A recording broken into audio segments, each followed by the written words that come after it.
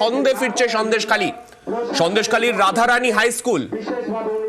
সন্দেশখালীর Radharani high school, সেই স্কুলে গত কয়েকদিন ধরেই পুলিশ ক্যাম্প করা হয়েছিল। উচ্চ মাধ্যমিক পরীক্ষার আগে ক্যাম্প সরানোর আবেদন করা হয়েছিল। সেই উচ্চ মাধ্যমিক শিক্ষা সংসদের তরফে সেই নির্দেশ দেওয়ার পরে পুলিশ ক্যাম্প সরতেই আজ সেই স্কুলেই সরস্বতী পুজো। শুক্রবার থেকে উচ্চ মাধ্যমিক শুরু, তার আগে সরস্বতী পুজো হবে এই স্কুলে। আমাদের সঙ্গে রয়েছেন আমাদের প্রতিনিধি অমিত। শেষ কয়েকদিন ধরে স্কুল, অর্থাৎ যেখানে শিশুরা যায়, যেখানে তারা দিনের একটা বড় অংশ কাটায়, সেই জায়গাগুলো তারা স্বাভাবিক দেখতে পাচ্ছিল না। সেই জায়গায় আস্তে আস্তে ছন্দে ফেরার সঙ্গে সঙ্গে এই প্রশ্নটাও ছিল, কবে থেকে স্কুলগুলো স্বাভাবিকভাবে খুলবে, ছাত্রছাত্রীরা যেতে পারবে। স্কুলে আজকে সরস্বতী পুজো, কিরকম পরিবেশ দেখছো সেখানে? মনে রাখবেন 144 ধারা জারি করা হয়েছে। সন্দেশখালী বাজার, সন্দেশখালী ফেরিঘাট, খুলনা ফেরিঘাট, ভোলাখালী ফেরিঘাট এবং সন্দেশখালী পাত্রপাড়া, এই 5টি জায়গায় নতুন করে 144 ধারা জারি করা হয়েছে প্রশাসনের পক্ষ থেকে। তাই বন্ধুগণ,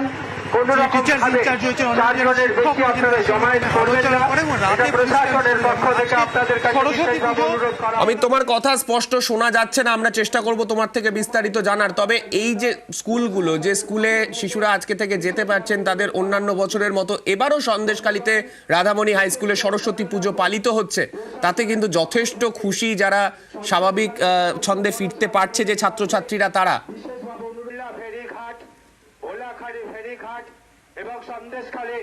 সঙ্গে আলোচনা করে ভিডিও স্কুলে গিয়েছিলেন প্রধান শিক্ষক যিনি রয়েছে, টিচার ইনচার্জ যিনি রয়েছেন, তাদের সঙ্গে আলোচনা করা হয়েছে। পুলিশ সরে গিয়েছে কালকে রাতেই, এবং আজকে সকাল থেকে স্কুলে কিন্তু প্রস্তুতি চলছে, পুজোর প্রস্তুতি চলছে। কিছু সময় পরে পুজো হবে। এবং তোমাকে এই মুহূর্তে আমি আরো একটা ছবি দেখাবো। এই মুহূর্তে আমি রয়েছি ত্রিমণি বাজার এলাকাতে। আমি তো জানিয়ে রাখবো যে কালকে রাতে আবারও একটি বিজ্ঞপ্তি জারি করা হয়েছে। সেখানে স্পষ্টত উল্লেখ করা হয়েছে, অর্থাৎ 144 ধারা বেশ কিছু এলাকায় কিন্তু বলবৎ করা থাকছে। অর্থাৎ কালকে রাত্রি 11:45 থেকে, অর্থাৎ 13/2/2024 রাত্রি 11:45 থেকে 19/2/2024 19 তারিখ রাত্রি 12টা পর্যন্ত সন্দেশখালী জিপির আন্ডারে ত্রিমণি বাজার, খুলনা ঘাট, বকখালি ঘাট, সন্দেশখালী ঘাট, পাত্রপাড়া, এটা সন্দেশখালী জিপির মধ্যে 5টি জায়গাতে, যে 5টি জায়গার কথা উল্লেখ করা হচ্ছে, ত্রিমণি বাজার, খুলনা ঘাট, বকখালি ঘাট,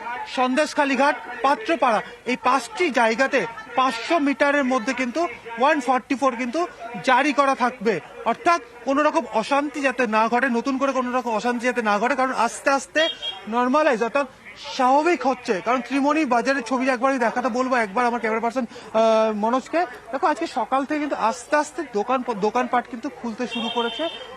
দোকান ইতিমধ্যেই খুলেছে। সেক্ষেত্রে আমি কথা বলার চেষ্টা করব যে আজকে দোকান খুলেছেন তো আপনারা? হ্যাঁ, আজকে খোলা হয়েছে। এতদিন মানে যখন 144 ধারা জারি ছিল, তখন দোকানের সমস্ত কিছুই আমাদের বন্ধ থাকতো।